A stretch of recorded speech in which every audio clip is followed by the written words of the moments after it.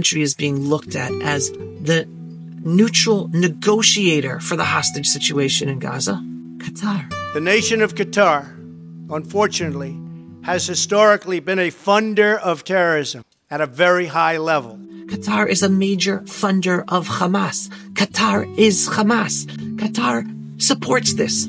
Qatar uses Al Jazeera to spread Jew hatred and anti-America attitude all over the world. Qatar also funded the Hamas governmental system and the Al Jazeera channels in Arabic and English that Qatar operates promoted the interests of Hamas all over the world. Protests in Sheikh Jarrah between Palestinians and activists who support their cause and settlers. They want to make our lives hard and complicated, so we eventually leave. You're a Palestinian family on Palestinian land, and Israel's trying to take your land, and Qatar is Hamas. And yet it's treated as a neutral negotiator.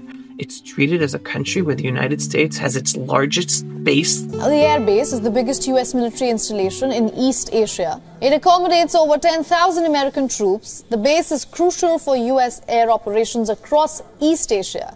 Qatari and British air forces also operate from this very base. If America really wanted to help have the Israeli captives returned from Gaza immediately, all they had to do was threaten Qatar. You don't get the captives out of Gaza, we're pulling our base out of Qatar. That's it. Bear in mind, Qatar plays a double game here by both hosting and harboring Hamas terrorists in their, five-star hotels in Doha, while having, relations with the U.S. and the West. One little threat would have solved the situation. But we don't have that type of leadership in America or the Biden administration.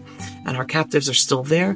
And the world, including the Israeli political system, still treats Qatar as a neutral actor when it is a funder of this evil. We're looking at a situation where Qatar gives Hamas over $100 million a year. Where is that money going? Well, it's going to build all of the tunnels. It's not going to build high-tech firms. It's not going to build greenhouses for a thriving Gaza economy. Nobody cares about that. The time had come to call on Qatar to end its funding.